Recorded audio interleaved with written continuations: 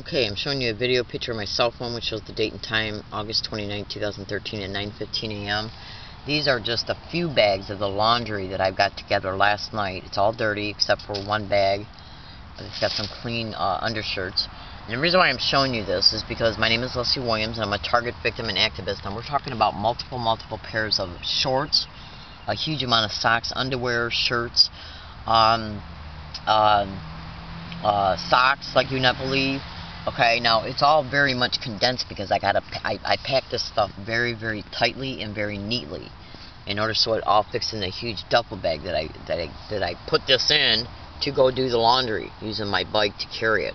Okay, so it might not look like much to you right now, but this right here is at least 6 pairs of shorts, a pair of pants, multiple shirts, multiple pairs of underwear, at least 20 pairs of socks. Okay.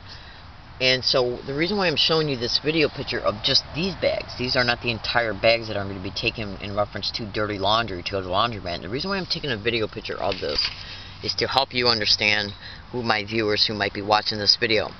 I'm a target victim and activist concerning the crimes of what is known as organized stalking, which can also be termed as gang stalking. And one of the methods that they utilize around targets, including at targets' houses, okay, targets apartment buildings, motel rooms, and even hiking areas, because they do create homelessness of targets, and that can be found just in the first day of research of this crime on the internet. And one of the things that they do, let me just put it to you this way.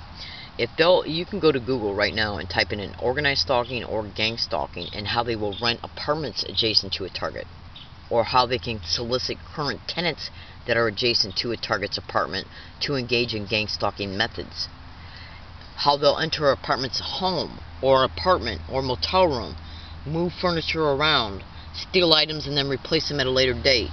That's done to leave calling cards that they've entered your apartment, your living area, your space, your apartment, your home, your motel room, your car. And that's done to leave calling cards and to undermine your psychology about how it's being done. Okay? Now what they're doing with me, so if they'll go as far as renting apartments adjacent to a target, and I got a book in my backpack right now that flat out states it by an individual that they have rented apartments adjacent to him. That book was written, bee in my tent. Sorry, bee just flew in. That book was written in 2012 or 13. I was already online exposing how they will rent apartments adjacent to a target in order to engage in community-based harassment for you to experience at your apartment complex, keeping you up late at night through playing noise out loud, throwing keys against the wall, entering your apartment, moving things around, stealing items and replacing them later, drugging your food, poisoning your food. In fact, I got an audio file in my possession right now on a digital tape recorder that shows that in my last apartment in Michigan, because they stalk a target from state to state to state. And that's even in the book the guy wrote as well. And organized stalking is mentioned on practically every page in the book. And it flat out states in the book that they entered his home and took the blinds off his window and threw them on the floor. Well, I got a blog online stating that that's what they did in one of my last apartments. And my blog was written before he before he wrote this book. Same exact literal method. There's also a news broadcast of 2 women that were gang stalked in San Antonio, Texas. Now you can go to that.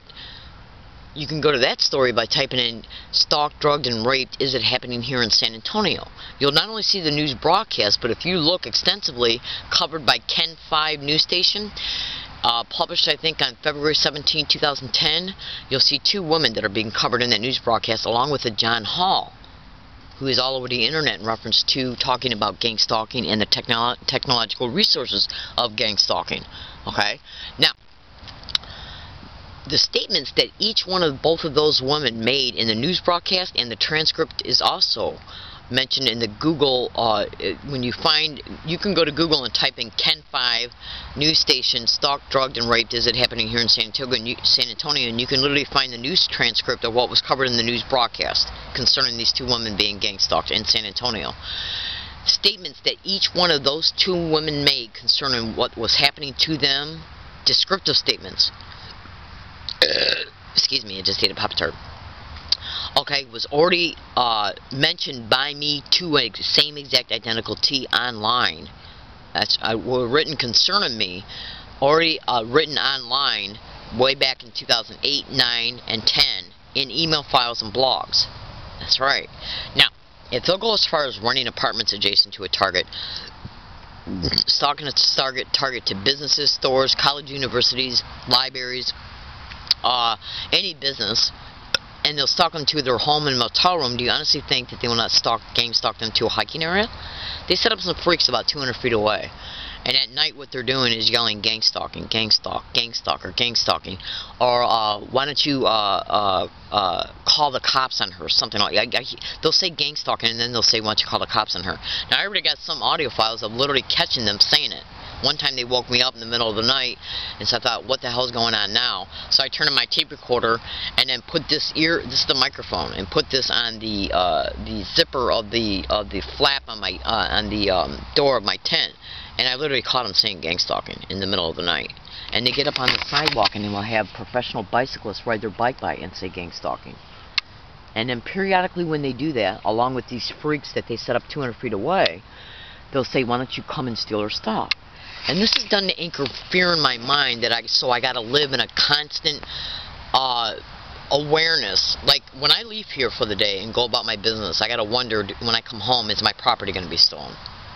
Because of these anchored fears that they're directly and deliberately and intentionally anchoring in my mind, while associating the threat to gang stalking by saying gang stalk, gang stalker, gang stalking, oh my God. And then as they say that when they ride by, they'll say, why don't you come and steal her stuff? Now they've yelled gang stalking from over there. That's right. As well. They'll deny it up and down the road. Do you really think those freaks that they set up over there will tell the truth? No, what they'll do is call me crazy if they ever stage an event or a provocation that causes an event between me and them, like the theft of my property once I leave during the day. That's right. That way the property gets stolen, produces me being angry about it, me approaching them concerning it, because they've already been caught stealing a green bag that I had hidden close by. The day after I discovered it, that it was stolen, they had one of them cut down some bushes 1 foot away from where it was stolen at. And that was done to form the association in my mind that that person had been in that area before, the same people that are yelling gang stalking from a distance. It was done deliberately and intentionally to let me see him standing there cutting down bushes 1 foot away.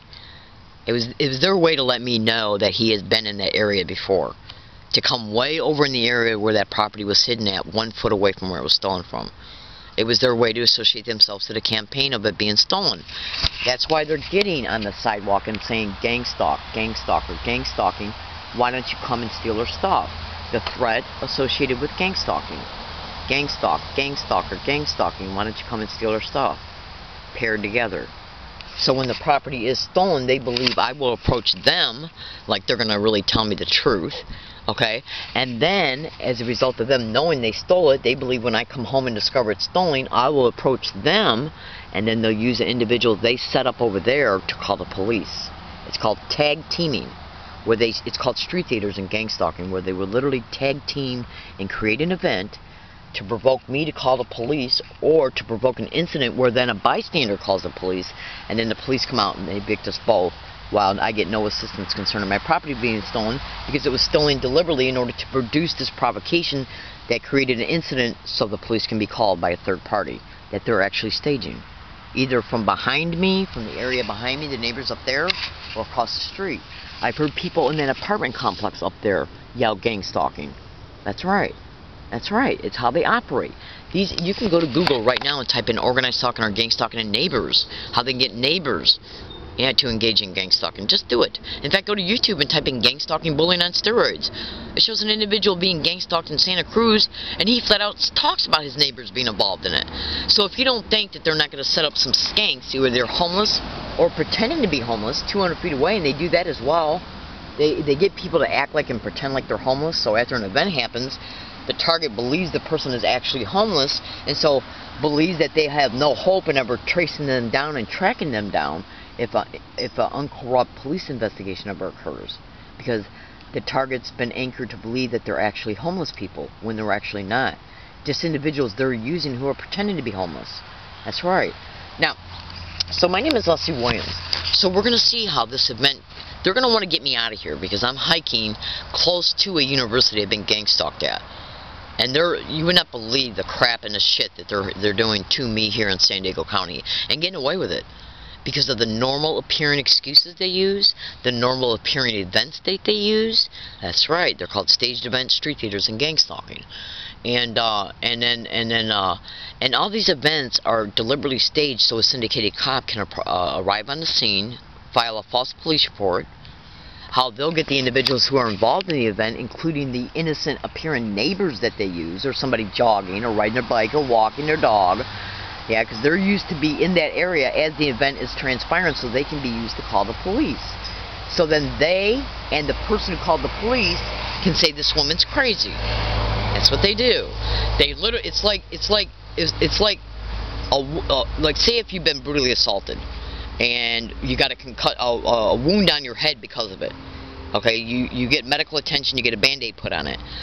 Well, they're the ones who would cause the brutal assault that caused the wound to be there, and then for them it's like them causing the wound, the theft of my property, and them hitting me in the same wound because they know that they are the ones who stole the property and then call me crazy for knowing the truth. It's like literally pouring salt into an open wound. And this is how gang stalking operates. They want you to know that the theft of any of your property is done because of gang stalking. That's why they're getting up on the sidewalk and saying gang stalking once you come and steal their stuff. They did the same thing at USCSD when I was changing batteries in my digital tape recorder that's running on me at all times. 2 separate times I was changing my battery at UCSD Price Center, and as I was changing the batteries in the digital tape recorder, on 2 separate occasions, individuals walked by me and said, "Gang stalker, why don't you go and steal her stuff?" And this is done to interfere in my mind my property will be stolen, because they want to keep you mentally preoccupied concerning the fact you're being gang stalked and concerning what could happen to you or your property as a result of being gang stalked. It's how they anchor the fear in your mind, to keep you mentally preoccupied with it, that it's happening to you, and to keep you constantly attentively aware that it's happening to you. That's why right now in my possession I have over 700 separate audio files of gang stalk, gang stalker, gang stalking, gang stalk, oh my god, gang stalk, weird, crazy, oh my god, gang stalk, crazy, crazy, gang stalk, weird, oh my god, and another word that has the initials HC in reverse. That's a code word, and I'll explain it over time.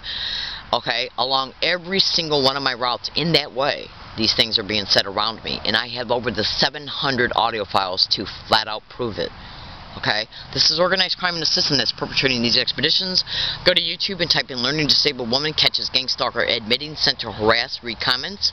That means read everything in the description of that YouTube video. Cross-reference all published dates to statements and proof and the proof. Then go to YouTube and type in 2/20/13.